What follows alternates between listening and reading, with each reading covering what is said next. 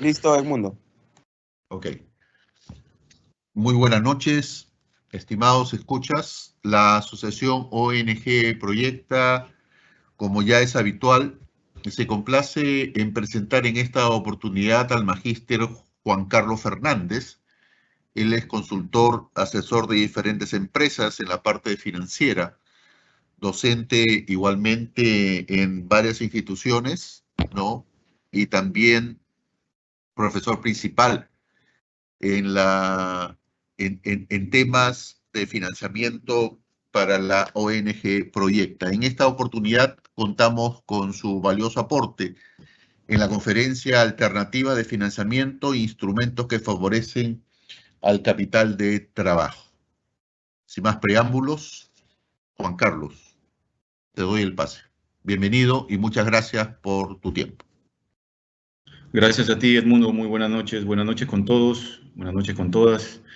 En la línea de lo descrito por Edmundo, precisamente nos vamos a concentrar en un tema en extremo relevante, sobre todo en el contexto en el que nos encontramos y que tiene que ver directamente con esta suerte de alternativas o mecanismos financieros que van a terminar favoreciendo al capital de trabajo, evidentemente desde la perspectiva del corto plazo. Es importante entender que el capital de trabajo juega un rol tan relevante, no hoy, sobre todo hoy, eso está claro, pero desde hace más o menos 15 o 20 años es un tema en extremo tocado de manera recurrente por las empresas para hasta cierto punto entender cuál es la capacidad a nivel de ciclo operativo del negocio para salvaguardar las expectativas cortoplacistas de cada cual, tomando como referencia una perspectiva, sobre todo de índole, asociada a la liquidez. Todos sabemos claramente que las empresas persiguen un propósito de largo plazo asociado básicamente a la maximización de la utilidad, y eso tiene que ver directamente con la rentabilidad, no tanto con el capital de trabajo, pero sí con la rentabilidad. Pero existe pues una relación hasta cierto punto cuasi directa entre la gestación de la liquidez, el ordenamiento de la caja, el soporte del capital de trabajo, precisamente para decantar en objetivos asociados a rentabilidad como tal. Es importante entender cuál es el objetivo asociado a esta suerte de conferencia o de webinar, como lo queramos llamar. Y este objetivo se concentra básicamente en identificar, analizar y utilizar de la manera más oportuna, precisamente a lo que refería recientemente, pues aquellos mecanismos o herramientas financieras nos van a permitir consolidar distintas operaciones de corto plazo, ojo, de corto plazo, haciendo pues de este capital de trabajo fondo de maniobra, uno pues cada vez más eficiente, mucho más óptimo. Sin un capital de trabajo manejado de forma eficiente, difícilmente las empresas prosperen y cumplan sus objetivos de corto, mediano y largo plazo, asociados a liquidez en primera instancia, a solvencia en segunda instancia y en todas las instancias asociado a la rentabilidad. Teóricamente hablando, conocemos al capital de trabajo como esa suerte de factor diferencial entre el activo corriente y el pasivo corriente. Desde la perspectiva comercial, asociando al capital de trabajo desde las cuentas clientes menos la cuenta proveedores. Eso desde la posición general, técnica, teórica. Pero debemos entender también que tras bambalinas, por así decirlo, o fuera de esta suerte de teoría o técnica descrita por los principales autores, se esconde en el buen sentido de la palabra, pues una suerte de trasfondo que está de alguna forma vinculado con una eficiente gestión de inventarios, una eficiente gestión de cuentas por cobrar y una eficiente gestión de cuentas por pagar. Esta suerte de ciclo DRI o rotación de inventario, DRC o rotación de cuentas por cobrar y DRP o rotación de cuentas por pagar, manejado de forma equilibrada, super flat, super lineal, van a augurar en definitiva pues los objetivos que se persiguen en el corto, mediano y largo plazo de cualquier negocio, independientemente del giro del mismo. Tengo la costumbre siempre de entrar antes, mejor dicho, de ingresar de forma directa al tema que nos congrega el día de hoy o la noche de hoy, a hacer un análisis bastante rápido, somero, del contexto en el que nos encontramos, según el tema. Es importante conocer en qué situación nos encontramos. Voy a compartir con ustedes unas 5 o 6 láminas que tienen que ver con un estudio, un informe recién comunicado por el Scotiabank, por el banco Scotiabank hace semana y media, acerca precisamente pues, de la situación que arrastramos a partir de la gestación de esta coyuntura compleja, desde marzo del 2020, incluso un periodo anterior, un ejercicio anterior, 2019, y hacia dónde apuntamos, ¿no? Desde la perspectiva macro y desde la perspectiva micro. Lo que están observando en este momento es precisamente este slide que tiene que ver directamente con el crecimiento económico por regiones, ¿no? Estados Unidos, Asia, la zona euro y Latinoamérica.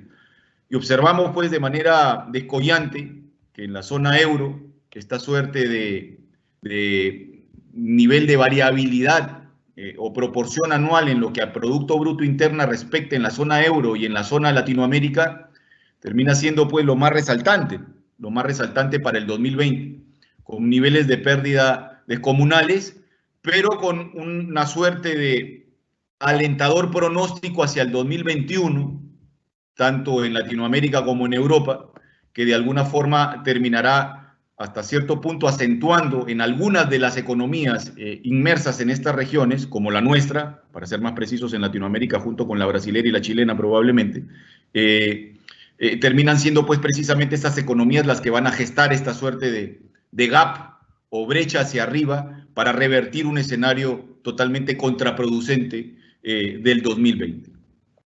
Entrando un poco más de lleno a lo micro, lo que están observando del lado izquierdo es la evolución, hasta cierto punto, dentro de un contexto involutivo de pérdida del Producto Bruto Interno allá por el 2020, ¿no? Desde abril, con una caída sobrenatural de 39.2% y una suerte de reversión a esa caída extrema en el último periplo del 2020, allá por octubre, noviembre del mismo tiempo, con una mejora hasta cierto punto, sin dejar de ser pérdida, pero con una mejora más o menos de 30 puntos porcentuales, por encima de los 30 puntos porcentuales.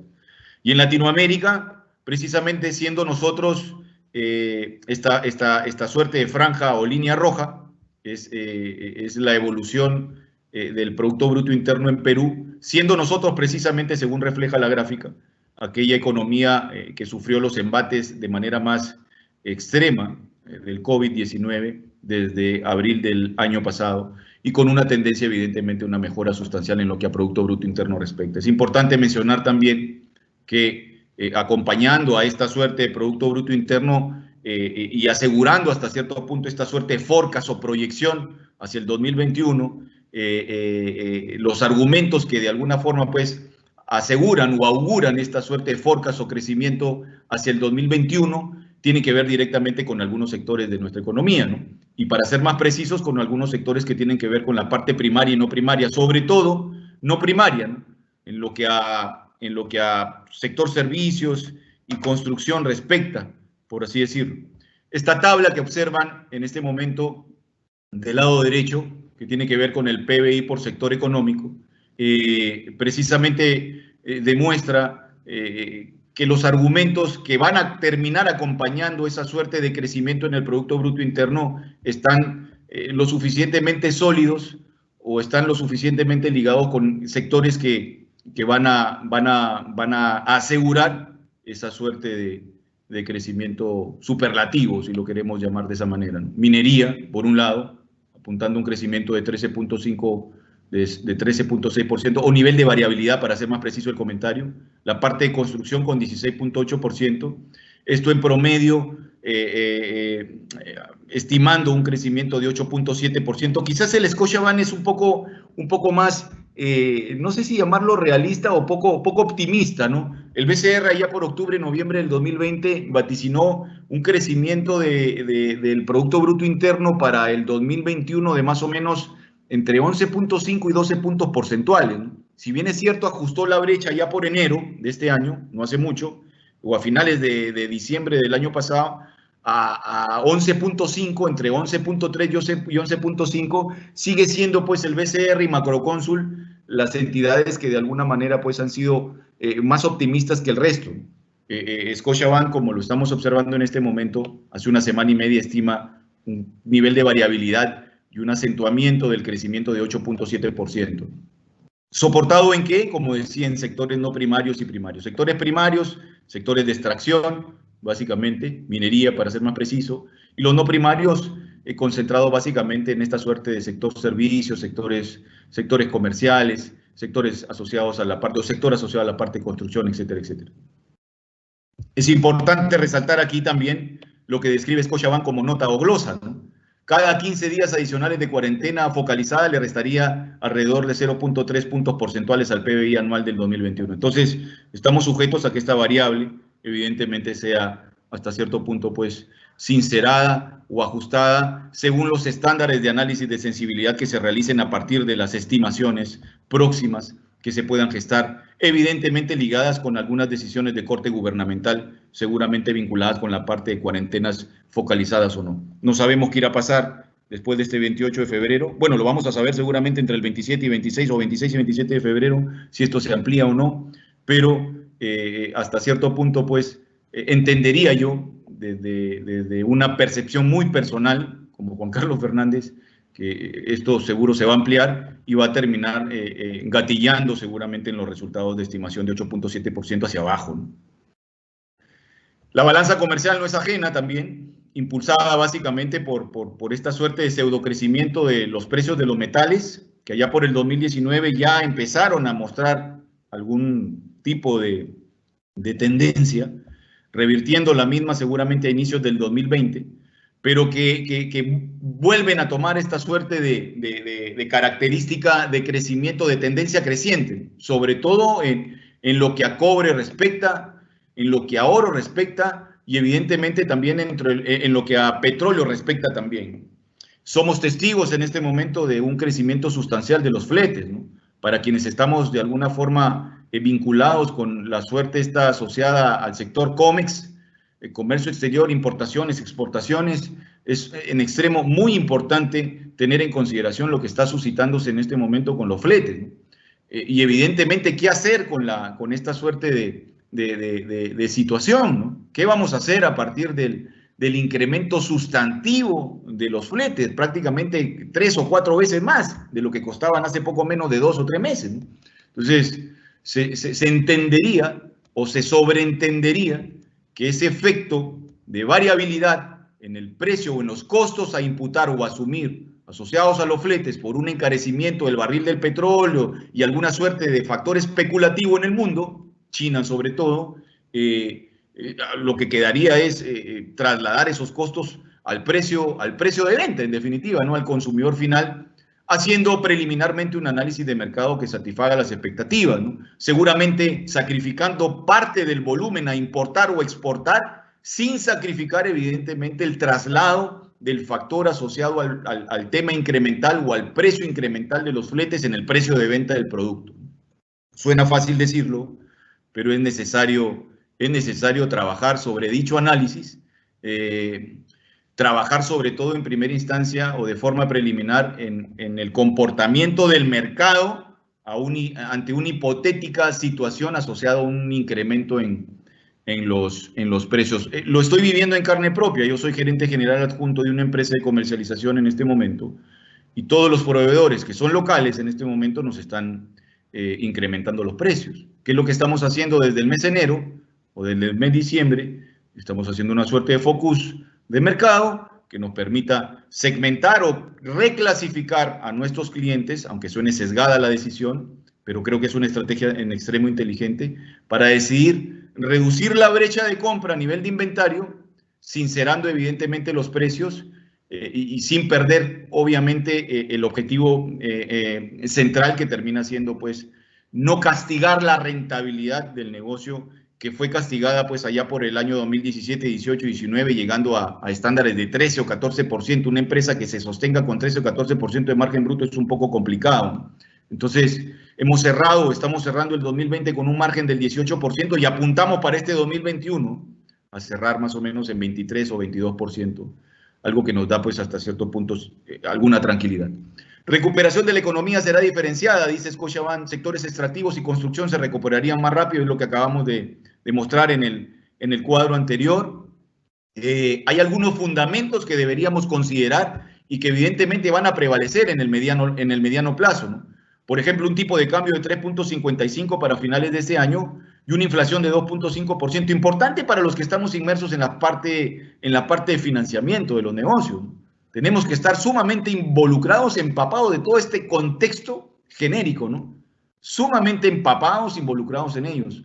Porque la toma de decisiones asociadas a un financiamiento no solo se redime en estricto a las condiciones a negociar asociadas a tasa o a plazo, sino también a cómo evoluciona o no, evoluciona o involuciona una variable macro que tiene repercusión directa, implícita, en una decisión de financiamiento, en una decisión de inversión. ¿Por qué busco financiamiento? Porque estoy tentativamente apostando a una inversión en específico. Eso en primera instancia.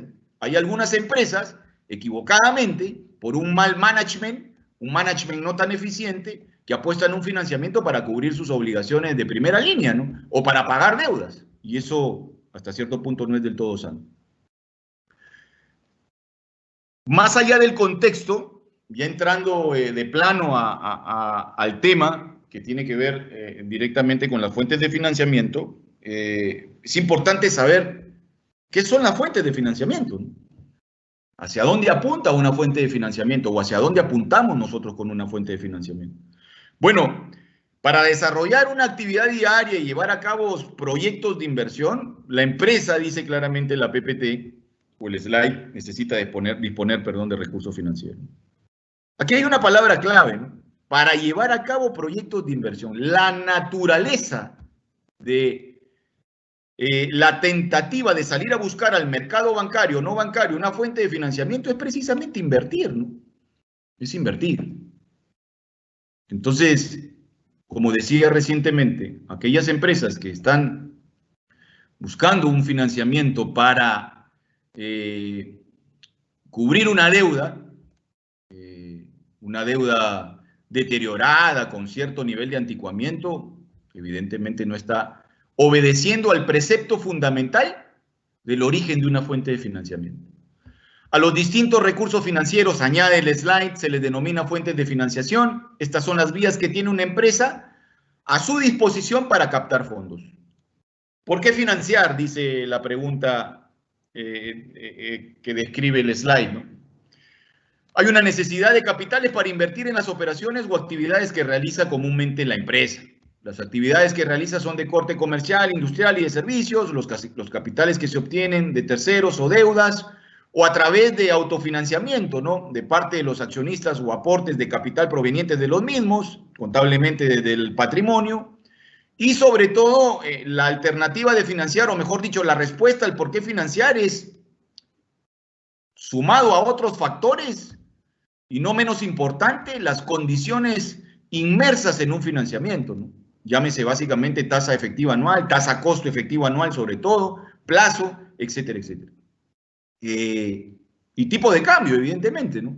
Hoy los bancos te tocan la puerta para ofrecerte el oro y el moro y decirte, ¿sabes qué? Tengo una oportunidad, te la puedo dar en dólares, pero con un dólar hasta cierto punto volátil. Si bien es cierto, la proyección dice que al cierre de este año se estima más o menos un tipo de cambio de 3.55, hoy, febrero del 2021, esa suerte de pronóstico está totalmente fuera de contexto porque hemos cerrado el día de ayer en casi 3.66, ¿no?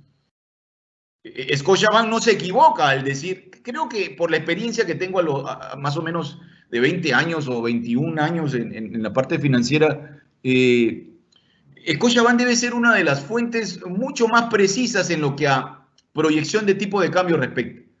En el último trimestre del 2020 proyecta para el primer semestre del 2021, ojo con esto, ¿sí? Para el primer semestre del 2021 un tipo de cambio promedio entre 3.63 y 3.66 hasta julio, agosto del presente año. En esta suerte de informe, que es el que les estoy presentando de manera gradual o puntual, ellos aseguran un tipo de cambio de cierre de 3.55. Entonces, por lo menos para nuestros análisis de escenarios o de sensibilidad de distintas variables inmersas en cualquier negocio, debemos contemplar por obvias razones un tipo de cambio. Y mucho más aún cuando hablamos de una necesidad de financiamiento. ¿Cuál es la relación entre una estructura de financiamiento y una estructura de inversión, ¿no? Hay una relación directa, ¿no? Lo que están observando en este momento es la estructura de un estado de situación financiera, comúnmente conocido antaño como un balance general. El lado del activo y el lado del pasivo y el patrimonio. Entonces, ¿por qué aseguramos que hay una relación directa? Porque mientras yo estoy tentando o salgo a la búsqueda de un financiamiento cualquiera, bueno, no cualquiera, sobre todo de corto plazo, asociado al capital de trabajo, que es el tema que nos congrega, perdón, necesariamente tenemos que hacer referencia a ello, ¿no? A ese contexto, al contexto cortoplacista. Entonces, la búsqueda de ese financiamiento apostaría necesariamente pues, a la búsqueda, valga la redundancia, de una inversión en activos, no necesariamente porque sale del contexto de corto plazo y apuesta más a uno de largo, pero sí a una inversión del lado de inventario, ¿no? Del lado de inventario. ¿Y cuál es el mecanismo que de alguna forma soporta esta suerte de inversión en inventario? Una fuente de financiamiento, pues, precisamente una fuente de financiamiento. Y esta fuente de financiamiento cortoplacista puede ser bancaria y comercial, ¿no? Con proveedores. Entonces, por eso es que de alguna manera se asegura que existe una relación directa entre la estructura de financiamiento y la estructura de inversión. No hay forma, sí hay forma en realidad, pero en líneas generales, en la práctica, no habría forma de consolidar o concretar una inversión si es que no hay una fuente de financiamiento bien estudiada, bien analizada y bien llevada a cabo de manera preliminar.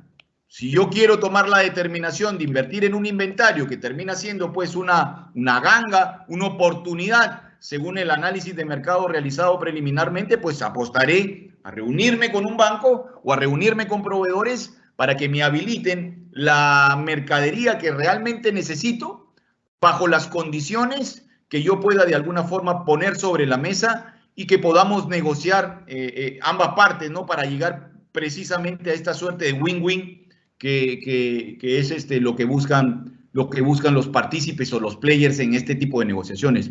Y si es necesario apostar por un crédito o un financiamiento de capital de trabajo tipo sobregiro, tipo de capital de trabajo propiamente dicho, algún tipo de mecanismo que de alguna manera promueva esta suerte de no rompimiento de la cadena de pagos, también existen múltiples mecanismos de corto plazo que van a motivar quizás ya no el lado de la inversión, sino quizás un lado que tiene que ver con el soporte de este fondo de maniobra y ciclo de conversión del efectivo que va a permitir, por ejemplo, adelantar cobranza para mitigar un efecto asociado a un pago de gratificación, por ejemplo. Las empresas, el común denominador de las empresas suelen, para los meses junio y para los meses octubre, noviembre, armar sus planes, estructurar sus planes de adelanto de cobranza, ¿no? Y para el adelanto de la cobranza necesitan, pues, agenciarse de algunos mecanismos que les resulten baratos y hasta cierto punto seguros, ¿no? En línea con lo descrito anteriormente, este cuadro resume prácticamente lo antes mencionado, ¿no? Financiamiento de corto plazo asociado al pasivo corriente, vinculado directamente con una inversión de corto plazo. Financiamiento de largo plazo o autofinanciamiento del lado del patrimonio, vinculado directamente con una inversión a largo plazo, descrita o inmersa en el activo no corriente. ¿De qué tipo? No es el tema de hoy, pero es importante mencionarlo también, ¿no? Por ejemplo, la adquisición de activos fijos a través de leasing, llámese leasing financiero o leasing operativo, y ahora la figura no tan desconocida, ¿no? Cada vez generando más adeptos y teniendo un poco más de arraigo, ¿no? Que es la figura esta del renting, ¿no? Que es una suerte de leasing operativo, pero con algunos beneficios de corte fiscal y tributario mucho más acentuados, ¿no? Clasificación de las fuentes de financiamiento, ¿no? La financiación, dice, consiste en la obtención de los medios económicos necesarios para hacer frente a los gastos de la empresa. No estamos descubriendo absolutamente nada nuevo. Existe, pues, una suerte de clasificación que tiene que ver según el plazo de devolución, en función del tiempo. A largo plazo, a corto plazo. A largo plazo, el plazo de devolución de los fondos es superior a un año, eso lo conocemos todo, y a corto plazo es igual o inferior a un año. Ojo con lo que se describe aquí en esta misma diapositiva, ¿no? Del lado del patrimonio neto pueden aparecer aportaciones de los socios, reservas, uso de las utilidades acumuladas también para ponerlas sobre la mesa en situaciones en las que normalmente las empresas apuestan pues a la generación de nuevas unidades de negocio y ante ello proyectos de inversión que hasta cierto punto se justifican, preevaluados de forma anticipada, con los cálculos asociados directamente pues a cuánto debería rendir un proyecto, una inversión en específico, el periodo de retorno de la inversión, o payback, o ROI, hablamos del valor actual neto, hablamos de la tasa interna de retorno, hablamos del beneficio-costo, etcétera, etcétera. Todo bien llevado. Y del lado del pasivo no corriente, los préstamos de corto o de largo plazo, como referíamos recientemente. En segunda instancia, según el origen de la financiación, en función de que si se generan dentro de la empresa o surgen en el exterior. En tercera instancia, según la titularidad, en función de si los medios de financiación pertenecen a los propietarios de la empresa o a personas ajenas. Si es financiación propia, dice acá claramente, no hay que devolver los fondos recibidos, aportes de capital, por ejemplo. Y si es financiación ajena, el titular de los fondos prestados es ajeno a la empresa y por lo tanto hay que devolverlo incluso con intereses imputados como costo hundido, ¿no? Cuando hablamos de autofinanciación, dice la autofinanciación o financiación interna es aquella que consiste en la aplicación de recursos financieros que proceden de la misma empresa, sin recurrir a la financiación de fuera.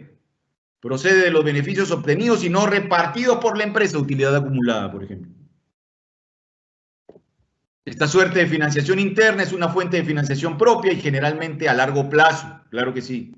Normalmente se destina a financiar el activo no corriente, aunque también puede contribuir a la financiación de parte del activo corriente. A mí me ha tocado vivir alguna experiencia en algún momento asociada a esta suerte de autofinanciamiento, pero no para poner en marcha un proyecto de inversión, sino para sopesar una contingencia compleja en una empresa. Como bien describe este primer párrafo, normalmente se destina a financiar el activo no corriente, aunque también puede contribuir a la financiación de una parte del activo corriente. Le cae a pelo a la experiencia que tuve, ¿no? Tiene que ver directamente con esta parte de cumplir con las obligaciones de corto plazo, heredadas a partir de la decisión de un negocio para seguir operando. Si la empresa fue absorbida, fue comprada, fue escindida por un tercero, hereda, según la negociación, activos y pasivos. Y como existe, pues, o existió, para el caso en particular, ciertas dificultades o deficiencias monetarias que impidieron hasta cierto punto recurrir al dinero contante insonante de manera directa, tuvimos que acceder a esta suerte de aporte del nuevo accionista para de alguna forma pues sopesar esa contingencia y no dejar de operar, porque el objetivo evidentemente a partir de la decisión era que 2 o 3 años empiece a generar un nivel de EBITDA lo suficientemente promedio que permita pues satisfacer las expectativas de haber invertido en comprar ese negocio escindido. Entrando de lleno ya a las fuentes de financiamiento tipo, nos concentramos o mejor dicho, lo que podemos observar aquí es que existen fuentes de financiamiento de capital de trabajo WK y financiamiento de capital permanente. Financiamiento de capital de trabajo o fuentes de financiamiento de capital de trabajo como el financiamiento pre y post-embarque, los sobregiros, y el tema que nos congrega, ¿no? Factoring y forfeiting. Esto termina siendo prácticamente lo mismo, ¿no? El factoring es cobrar adelantadamente o anticipadamente y el forfeiting se convierte prácticamente en un factoring en reverso, ¿no? Es decir, ya no cobro anticipadamente, sino pago anticipadamente. Ustedes dirán, pues estamos todos locos, profesor Juan Carlos Fernández, para pensar que a alguien se le puede pasar por la cabeza pagar anticipadamente. No es cosa de locos. Hay que aprovechar las líneas de financiamiento ofertadas por los distintos bancos a tasas sumamente manejables o sumamente atractivas, para ser más preciso en el comentario, y poner en marcha alguna estrategia de corte financiero que mitigue evidentemente el efecto del capital de trabajo. Existen otras fuentes de financiamiento de capital permanente que son de largo plazo y que tienen que ver en estricto con lo que están observando en este momento, ¿no? Capitalización de utilidades, aporte adicional de accionistas, préstamos bancarios, que manejan tasas seguramente entre 15, 20% hasta 35, 40, 50, 55%, dependiendo del tipo de mecanismo financiero a utilizar, aunque los préstamos bancarios no manejan tasas tan altas, ¿no? Pero existen otras herramientas que sí. Los leasing y los leadback, que será materia seguramente de una posterior charla. No descartaría esa posibilidad porque es un tema bastante amplio y bastante simpático, por así decirlo, ¿no?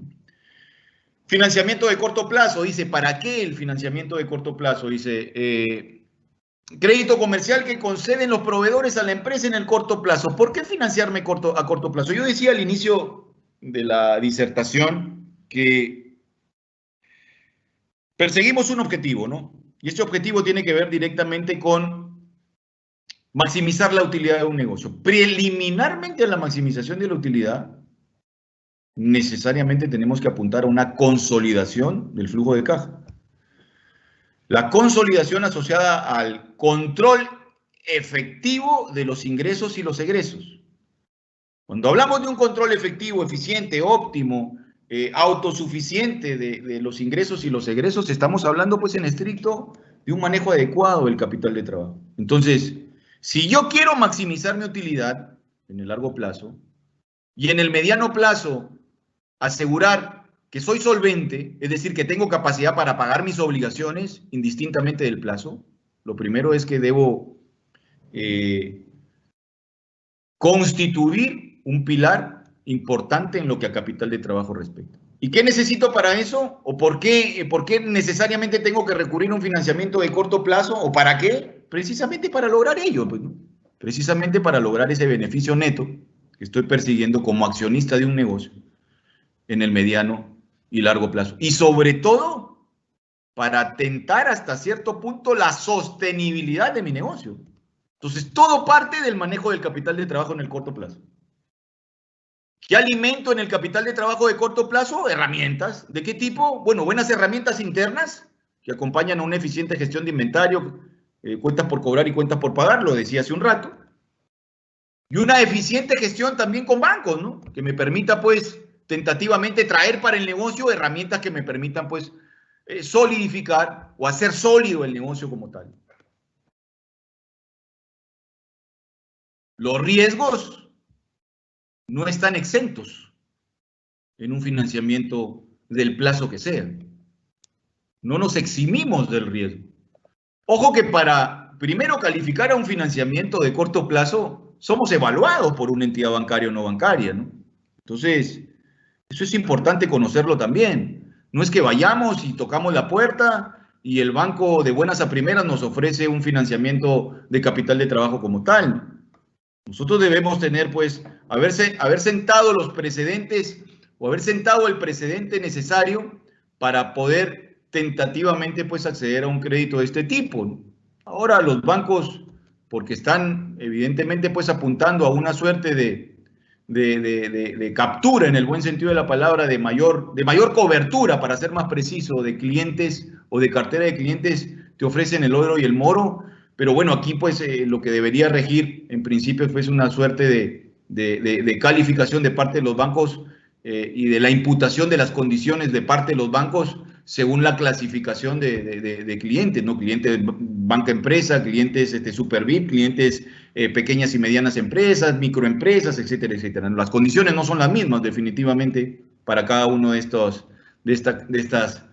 clasificaciones o de empresas según clasificación, para ser más preciso. Entonces, decíamos recientemente, dentro de las fuentes de financiamiento más importantes se encuentran de corto plazo el factoring local o internacional, que no es otra cosa que la tentativa búsqueda de un adelante en la cobranza, y el forfaiting. Nos vamos a concentrar en primera instancia en el factoring.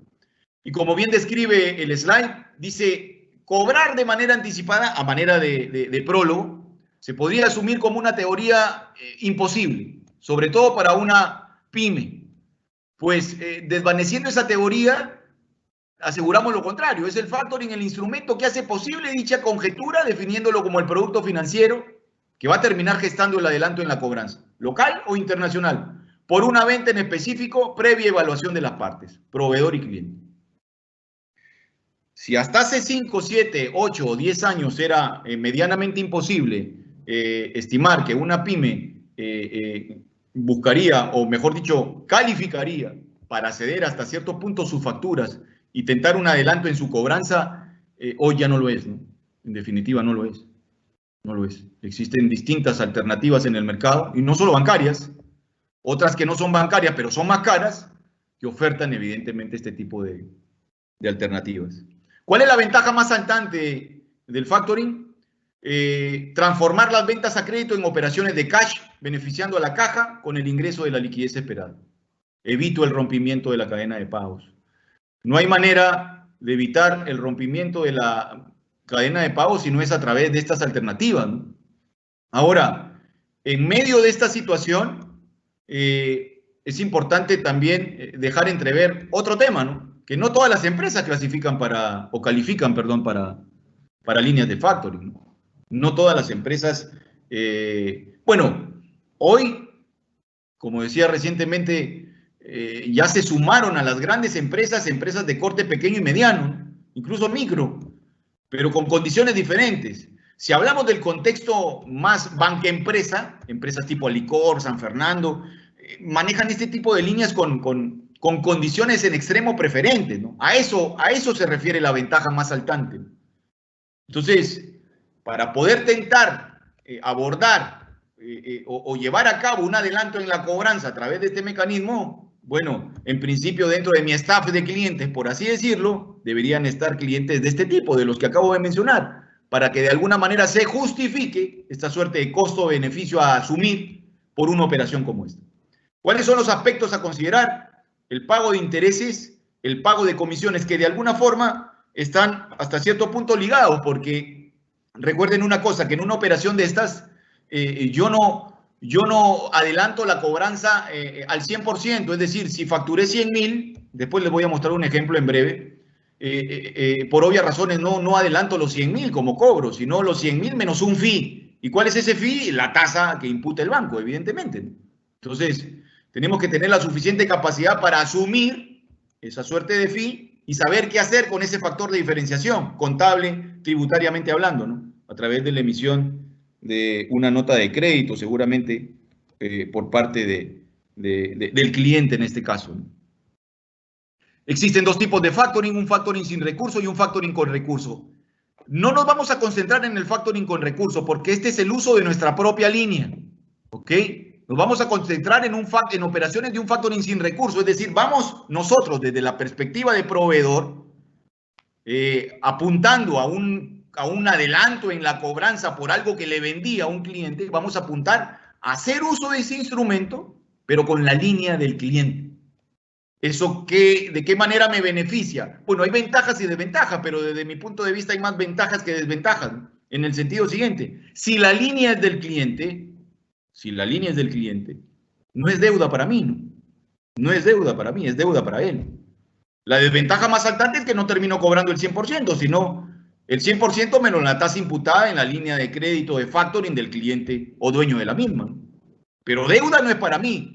Y estoy generando un gap ventajoso para mí desde la perspectiva contable y financiera, claro que sí, porque los bancos cada vez que me evalúan observan pues mi nivel de deuda, ¿no?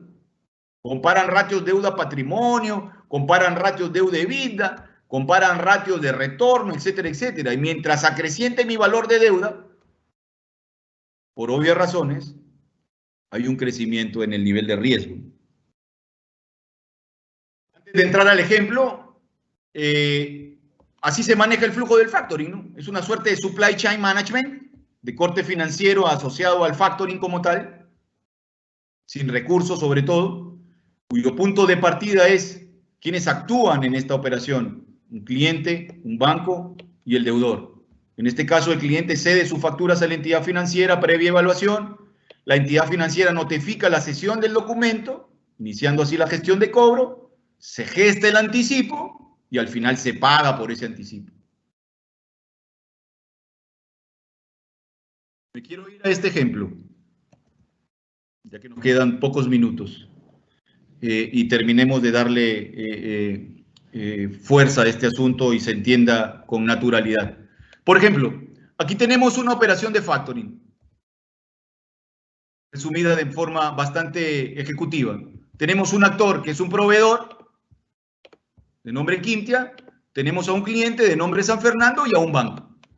¿Qué es lo que pasó con este proveedor? ¿Qué es lo que busca este proveedor? Lo que está buscando el proveedor es el adelanto en su cobranza. ¿Por qué? ¿Cuál es la razón del adelanto en la cobranza? Tiene que pagar dividendos. ¿A quién? A los accionistas. Llega el gerente de administración y finanzas y conmina al jefe de créditos y cobranzas y le dice: necesitamos adelantar la factura por una venta de $100.000 en favor de San Fernando. Factura que fue emitida el 2 de junio y que originalmente vence el 1 de agosto. La plata la necesito o el dinero lo necesito el 9 de junio. No voy a esperar al vencimiento del documento, que es el 2 de agosto, o el 1 de agosto, perdón, para cobrarlo. ¿Por qué? Porque tengo que pagar dividendos. ¿Qué es lo que hace, literalmente hablando, el proveedor Quintia con el cliente San Fernando? Primero, entrar en contacto para saber a ciencia cierta si es que existe o no, si es que posee o no una línea de factoring, y tentar a partir de eso el uso del mecanismo factoring sin recurso, con la línea del cliente, para que no represente deuda para mí. Yo soy, y todos nosotros somos en este momento, el proveedor. Una vez asegurada la operación, bueno, estoy siendo demasiado detallista con este tema porque las operaciones hoy por hoy no funcionan necesariamente así, ¿no? Son prácticamente online y ya no hay no es necesario, tanta parafernalia ni mucho menos, pero prefiero hacerlo así más a detalle para que se entienda de manera correcta. Entonces, ya sabemos que la necesidad del proveedor es cobrar anticipadamente. Pero ¿cuál es el factor que va a terminar de alguna forma endulzando, en el buen sentido de la palabra, al dueño de la línea para favorecernos con ese anticipo? El tiempo. El tiempo. ¿Por qué?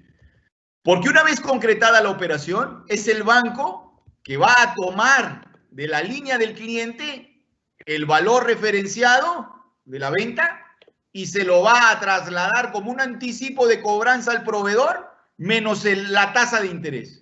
Las tasas de interés en el mercado de factoring pululan entre 3 o 4% hasta 12 o 13% más o menos. ¿Ok? Una vez concretada la operación por parte del banco, no de $100.000, sino de 100.000 menos el 10%, el proveedor, hasta cierto punto, satisfizo sus expectativas. ¿Por qué? Porque va a poder pagar su dividendo. ¿Cuándo? Ya no el 1 de agosto a esperar, o esperando esa fecha, sino el 9 de junio. Logrado su cometido, ¿cuál es el objetivo pendiente o en el tintero por parte del cliente? El cliente simplemente, antes de concretar la operación que acabo de referir, le va a condicionar al proveedor: mueva la fecha original de vencimiento de la factura. Le dirá: las condiciones cambian. Si manejamos contigo, antes de concretar el factoring, un plazo de 60 días, a partir de la fecha, para llegar a consolidar esta operación, no será de 60, sino de 90. ¿Qué es lo que está ganando San Fernando con esto? Tiempo. ¿Tiempo para qué? Se preguntarán ustedes. ¿De qué le sirve el tiempo? Tiempo para hacer uso del disponible de su línea de crédito en operaciones similares a las que les acabo de referir. O sea, ¿puede San Fernando hacer uso de sus disponibles de línea de factoring? Precisamente para negociar anticipos con proveedores en específico, gozando de un beneficio asociado a tiempo. ¿Qué gana el banco? El banco gana por angas y por mangas, porque ya ganó 10% deducido del valor anticipado al proveedor. Y al momento que tenga que cobrar, ya no el 1 de agosto, sino el 31, también va a cobrar el valor anticipado por ese factor porcentual. O sea, gana por angas y por mangas. Eso del lado del factoring. Eso del lado del factoring local o factoring internacional. El precepto o el objetivo que persigue cualquier negocio cuando de alguna manera pone en marcha o busca ejecutar una operación de factoring sin recurso es anticipar el cobro. Sin embargo, y de manera paralela, existe una suerte de factoring para adelantar pagos o facturas como tal. Conocido normalmente para operaciones locales como confirming y para operaciones internacionales como forfeiting. Esta es una operación internacional. Ya yo no funjo de proveedor, sino soy cliente. Mi proveedor está en Colombia y se llama Intercol. Y el banco ya no es el BCP, sino el Banbif. ¿Qué pasa con este proveedor Intercol? En algún momento me vendió. ¿Qué me vendió? $200.000. ¿O cuánto me vendió? $200.000. Con fecha de emisión 3 de junio y fecha de vencimiento 18 de julio. La misma figura, pero el poder de negociación lo tengo yo. ¿Para qué? Para poder negociar con este proveedor un anticipo en el pago. ¿Con qué afán? con el afán de ajustar o reducir los precios. No es lo mismo que me describas o me ofertes o me ofrezcas un portafolio de productos con precios atendidos al crédito que pagados anticipadamente. ¿Y esto qué va a promover? Hasta cierto punto va a promover la fidelización con algunos proveedores y clientes. Me ha pasado en muchas oportunidades negociar con proveedores en la India, proveedores en Estados Unidos, incluso en Sudamérica, este tipo de operaciones. Anticipar el pago de un documento en específico.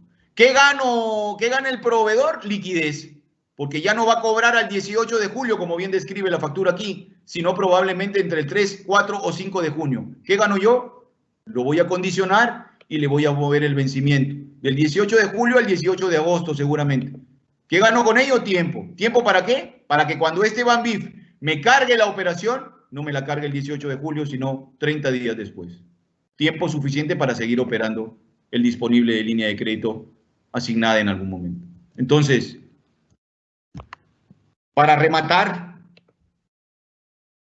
la presentación, es importante también ceñirnos en parte de la teoría asociada al confirming y al forfeiting, ¿no? Confirming o cesión de pago a proveedores, a veces llamado factoring inverso, como le refería recientemente. Es una especie de servicio constituido para gestionar los pagos en favor de proveedores locales, cuando es confirming, permitiendo de esa manera que el acreedor adelante su cobranza a la fecha original de vencimiento, afectando favorablemente su caja, ¿no? Afectando favorablemente su caja, dice, y en paralelo robusteciendo en muchas ocasiones el vínculo comercial. Sobre todo esto, ¿no? Sobre todo esto. El tip más grande en una operación como esta es asegurar la consolidación de un vínculo comercial a nivel precio.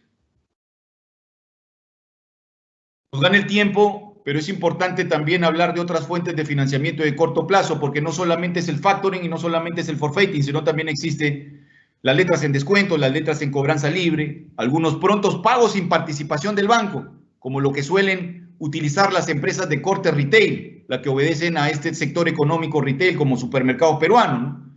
Que condiciona necesariamente a sus clientes a pagar sí o sí a través de este mecanismo, pero utilizando tasas hasta cierto punto estratosféricas, pues, no las que ofertan normalmente un banco. ¿Y por qué hacen uso de estas alternativas de pronto pago este tipo de empresas? Porque, bueno, precisamente se caracterizan porque manejan altos estándares de caja bancos. Son en extremo líquidos. Y por eso ese exceso de disponibilidad o de disponible les asegura hasta cierto punto pues un factor de negociación. Las letras en descuento son un mecanismo también de anticipo en la cobranza, pero a diferencia del factoring, el riesgo es relativo. Es hasta cierto punto pues promedio alto. ¿Por qué?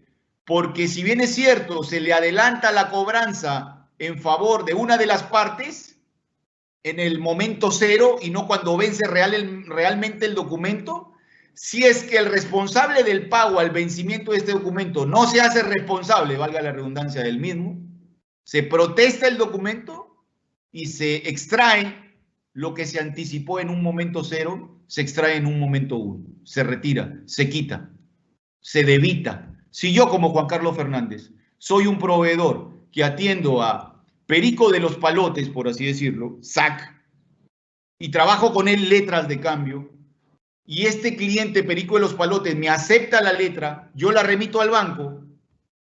Ahora, antes de que se concrete una operación como esa, el banco evaluó tanto a Perico de los Palotes como a mí, y ambos tenemos que tener sí o sí líneas de descuento. Asumiendo que es así, presumiendo que es así, o preasumiendo que es así, Perico de los Palotes me acepta la letra, yo la recepto, la envío al banco, cobro por ese anticipo y el banco está expectante, cruzado de brazos a que vence el mismo para que el responsable del pago, que en este caso es mi cliente, Perico de los Palotes SAC, se haga responsable de la obligación. Si lo hace, bien, se acabó el problema. Si no lo hace, se protesta el documento. ¿Y qué hace el banco inmediatamente? Lo que me adelantó a mí como Juan Carlos Fernández me lo quita, me lo debita, con intereses y portes de por medio. Entonces, es importante, chicos, chicas, público en general, que tengamos en consideración que este tipo de mecanismos promueven única y exclusivamente el sostenimiento de cualquier negocio. Hay que ser lo suficientemente criteriosos al momento de evaluar la puesta en marcha de la concepción de un financiamiento como tal. En resumen, hurgar lo suficientemente fino para poder llegar a buen puerto y evitar cualquier impacto de tipo financiero que involucre pues el desvanecimiento, por así decirlo, o la desestabilización de un resultado, del resultado de un negocio en particular. Todo tiene relación. Quedo atento a cualquier pregunta, a cualquier consulta que provenga de parte de ustedes, totalmente abierto a responderlas con muchísimo gusto. Muchísimas gracias. Muchísimas gracias, Juan Carlos. Extraordinaria exposición. Antes de pasar a la rueda de preguntas, quería invitarlos como la Asociación ONG Proyecta para la próxima conferencia sobre el seguro de transportes de mercancías y el análisis de las pólizas de seguros. Igualmente será con el especialista, el señor John Stenning de la Valle. Quiero pasar y preguntarle, José, ¿tienes la oferta académica para poderla entregar o visualizar?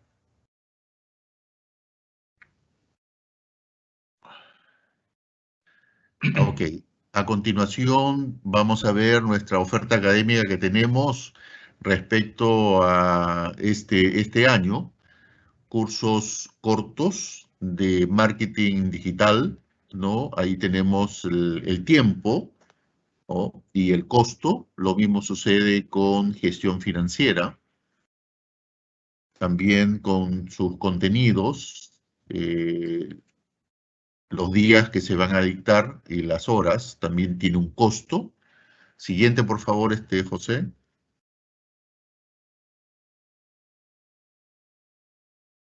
Luego, el programa especializado de CIAF SP módulo administrativo, ¿no? Lo mismo el curso taller que es interesante, la importación desde China, ¿no? Siguiente, José, por favor.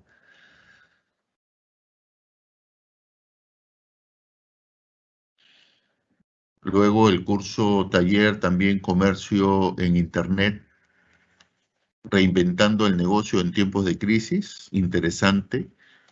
Todos sabemos qué cosa es lo que está pasando con muchas empresas y por lo tanto necesario reinventarse. Y esta es una opción interesante e importante. La siguiente, por favor. Para finalmente este programa estrella que es el de especialización en comercio internacional. Esto es tiempo de 4 meses, ¿no? Son 160 horas lectivas, virtuales, más 20 horas de investigación. Son los sábados y domingos, ¿no? Incluida la certificación. Esta es nuestra oferta académica 2021 y esperamos, obviamente, poder contar con ustedes. Hay algunas preguntas, estimado Juan Carlos, que me hacen. Me dicen, anónimos, ejemplos de capital de trabajo. Me piden que por favor ejemplifiques, ¿no? Ejemplos de capital de trabajo. Correcto. Cuando hablamos de capital de trabajo estamos hablando de un tema en extremo extenso, ¿no? Cuando hablamos de capital de trabajo y fuentes de financiamiento asociadas como tal, necesariamente tenemos que recurrir a esas fuentes de financiamiento que tienen que ver con el corto plazo, como cual mencioné hace un rato el tema de los sobregiros, ¿no? Un sobregiro bancario permite paliar el efecto de cortísimo plazo, una semana, 3, 4 días, el efecto de un desvanecimiento de la caja, por ejemplo. Son fuentes de financiamiento de low cost, de costo bajo, pero que necesitan pues un manejo operativo bastante eficiente o para ser más concreto, eficaz. Otra fuente de financiamiento asociada al capital de trabajo como tal es precisamente pues estas que tienen que ver con letras en cobranza, letras en descuento, factura negociable, etcétera, etcétera, que van a apuntar necesariamente a un anticipo en el cobro, como es lo que he referido al momento de la disertación. Pero cuando de alguna manera conceptualizamos al capital de trabajo como tal, tenemos que tomar en consideración pilares que soportan al capital de trabajo como tal. ¿Cómo lograr una gestión eficiente a nivel de inventario? Evidentemente comprando de la manera más oportuna y más adecuada productos que generen pues hasta cierto punto altos niveles de rotación, por un lado. Por otro lado, gestionar eficientemente también la recuperación. ¿A través de qué? De una eficiente gestión en la cobranza. Si quiero de alguna forma lograr que esa suerte de gestión de cobranza eficiente a nivel interno sea acompañada de un lote de anticipo lo suficientemente grueso, obviamente pues tendría que tentar alguna alternativa o mecanismo tipo factoring o pronto pago como tal, negociando directamente con un cliente en específico. Y por último, si quiero tentar o lograr una eficiente gestión de pago a proveedores, o hago una eficiente gestión a la interna, o recurro también a alternativas de financiamiento tipo confirming o forfeiting que me permitan pues llenarme de alguna línea de crédito de este tipo o de esta naturaleza que me permita pues tener el poder de negociación suficiente con algún proveedor, generando esa suerte de ventaja comparativa versus el resto. Eso es lo que podría decir. Muchísimas gracias. Acá hay una pregunta, dice, profesor Juan Carlos, ¿el programa Reactiva Perú es considerado como una alternativa de financiamiento? Claro que sí, es una alternativa de financiamiento, en definitiva, que se creó para precisamente evitar el rompimiento en la cadena de pagos. Cuestionado en algún momento, ¿por qué? Porque se amplió, no solamente salió en una fase, sino en dos, porque de alguna manera pues fue hasta cierto punto sesgado y eran los bancos los que decidían a quién darle el crédito o no, independientemente de que la naturaleza del mismo naciera a través del Ministerio de Economía en una suerte de joint venture con el Banco Central de Reserva, utilizando como filtro a COFIDE, fueran los que de alguna forma apostaran por la neutralidad del tema, asegurando pues un nivel de riesgo bajísimo, terminó siendo pues una fuente de financiamiento tal cual de alguna forma que ha promovido, que es la palabra correcta, promovido pues que la catástrofe no sea extrema, por así decirlo. Miramos esto del lado de la parte más angosta del embudo, ¿no? Pero evidentemente pues existen algunos otros fondos también que fueron directamente o fueron direccionados necesariamente para empresas de otro corte, ¿no? No necesariamente de corte mediano o grande, por así decirlo. Pero sí, Reactiva es un financiamiento con grandes beneficios o ventajas. La primera de ellas, un periodo de gracia de un año, y para empezar a pagar a partir del segundo año por un periodo de 24 meses, con tasas que fluctúan entre 0.98 y 1.23 o 25% efectiva anual. Ahora acaba de salir una noticia recientemente, hace un par de días en gestión, donde se está probablemente promoviendo el hecho de ampliar el periodo de gracia a un año más, pero en este caso básicamente para para pequeñas y medianas empresas. Gracias. Flori nos dice, dos socios se juntan para formar una empresa o sociedad. ¿Las acciones que ellos pongan son propias de ellos o pasan a ser propiedad de la empresa? Dependiendo de cómo lo materialicemos, estamos hablando de dos cosas diferentes, ¿no? Las acciones están descritas en valor nominal y en valor porcentual, ¿no? O sea, están descritas en una escritura pública.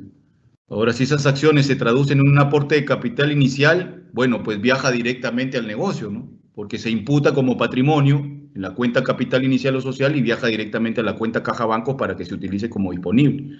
Ahora, la repartición de la utilidad generada en ese negocio año tras año, descrita contablemente en el patrimonio, en el estado de situación financiera, va a tener que ser necesariamente repartida pues en base a lo descrito en la escritura del negocio como tal, cuando entró en vigencia el mismo.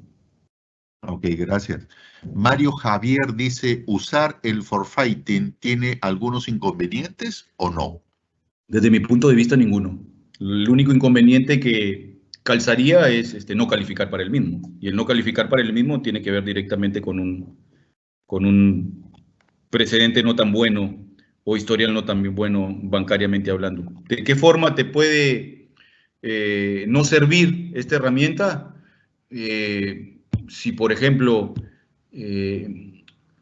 trabajas operaciones de comercio exterior, importaciones, y el producto no satisface tus expectativas o tus proveedores no les interesa o les interesa poco o nada trabajar este tipo de alternativas, bueno, tendría pues prácticamente pues un dinero inmóvil, ¿no? Inmovilizado, ¿no? Y por teoría el valor del dinero en el tiempo entraría a prevalecer en una situación como esa, ¿no?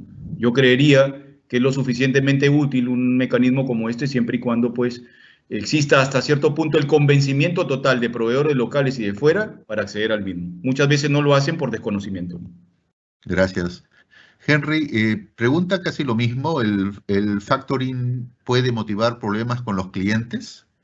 Ninguno, tampoco, ninguno, Tampoco, ¿no? porque hoy por hoy lo que puedo compartirles como experiencia es que, les decía, al momento de explicar el flujo en el ejemplo, ¿no? Ya algunos clientes de tipo San Fernando, de esa envergadura, ya ni siquiera es necesario les consultes llevar a cabo una operación como esa. Ya han puesto sobre la mesa sus condiciones. Todas las operaciones que se realicen, las transacciones comerciales que se realicen con nosotros es a través de las líneas de factor. Y eso no dificulta en absoluto ningún tipo de operación de corte comercial, ¿no? Al contrario, las impulsa. Gracias. Flori repregunta, dice, si un negocio pequeño decide vender sus activos, digamos, digámosle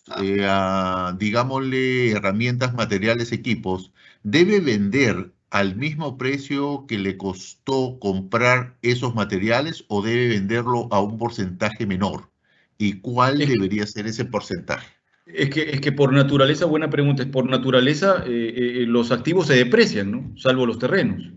Entonces, si vamos a vender por la razón que sea, no sé, si decidimos mañana cerrar el negocio y tenemos algunos activos subyacentes a la mano, ya los activos están depreciados, ¿no? Y evidentemente los vamos a tener que vender a valor de realización, es un valor como una mezcla de valor comercial adherido al mismo, un efecto de depreciación. ¿Cuáles son las tasas que se manejan para efecto de depreciación y el número de años? Bueno, existe una tabla que determina más o menos cuántos son los valores porcentuales y los años. Por ejemplo, los automóviles o cualquier tipo de vehículo, independientemente del tamaño, 20% de depreciación por año a un plazo de 5 años. Los muebles, los enseres, las computadoras, más o menos entre 3 y 4 años, y se habla de una tasa en promedio de 10%, etcétera, etcétera, ¿no? Gracias. Joel Paiva nos dice o nos pregunta, profesor Juan Carlos, una pregunta, ¿esta pandemia en la que estamos, en qué afectará la inversión financiera para la exportación? Yo creo que hoy estamos ya un poco más destrabados en el asunto, pero yo analizando bien el tema, salimos de una fase compleja, hemos sido testigos, una de las PPTs mostraba clara alusión a la evolución de la balanza comercial, ¿no? Y precisamente esa evolución en la balanza comercial soportada por un crecimiento sostenido de los metales. Pero la segunda fase, o sea, no hemos salido de la pandemia, eso está claro, y saldremos, esperemos, este año. Yo creo que viene acompañado por situaciones colaterales, ¿no? Como la que se acaba de suscitar. Esto sí, esto que se está suscitando en este momento termina siendo pues un efecto contraproducente, ¿no? El sustantivo incremento y sostenido incremento de los fletes, ¿no? Para quienes operamos en el comercio internacional resulta pues ser en extremo complicado seguir apostando por manejar pues la misma cantidad o los mismos volúmenes de contenedores sin haber realizado un análisis preliminar exhaustivo y criterioso, poner o seguir poniendo en marcha este tema, ¿no? Porque de alguna forma, recuerden un tema, ¿no? Recuerden un asunto, perdón, si estamos asumiendo la responsabilidad de exportar o importar los mismos volúmenes a fletes que han crecido pues a nivel de precio 3 o 4 veces más, tengo que tener la capacidad suficiente a priori, no a posteriori, a priori de trasladar ese efecto pues en el precio de venta, porque si no, eso se va a terminar o va a terminar siendo pues o recrudeciendo el negocio, ¿no? Eso yo creo que es la situación más complicada que viven en este momento los negocios que operan en el mercado internacional. Muchísimas gracias. Y acá finalmente hay dos preguntas en una. Dice, ¿hemos preparado el capital de trabajo para los próximos 5 años? ¿Y las tasas de intereses irán en aumento? La tendencia es que las tasas de intereses vayan en decremento. ¿De qué va a depender? Va a depender de la tasa de referencia descrita por la Reserva Federal de Estados Unidos. La Reserva Federal de Estados Unidos es de alguna forma pues la matriz, es el eje o la holding, como si lo queremos llamar de esa manera, de las tasas a nivel mundial. Ahora, preparar un capital de trabajo para 5 años es un poco jalado de los pelos, ¿no? Acuérdense que el capital de trabajo obedece a un corte en estricto operativo, y cuando hablamos de un corte estricto operativo, hablamos de un corte de corto plazo. Yo no quito la posibilidad de que proyectes tu capital de trabajo y por ende tu caja o cash flow hacia el 2022, pero hablar de proyecciones o de necesidad operativa de fondos 23, 24, 25, 26 pierde un poco el sentido de la trazabilidad y de criterio, porque es sumamente complejo augurar una proyección de tipo de cambio de tasa de interés a 5 años, ¿no? Es medianamente complicado, pero la tendencia debería ser a la baja. Ok, listo. Muchísimas gracias, Juan Carlos, por tu brillante exposición.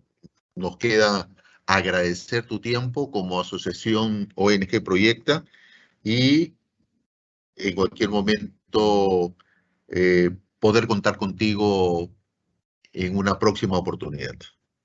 Claro que sí, encantado de apoyarlos. Muchísimas gracias a todos, un enorme abrazo. Buen fin de semana.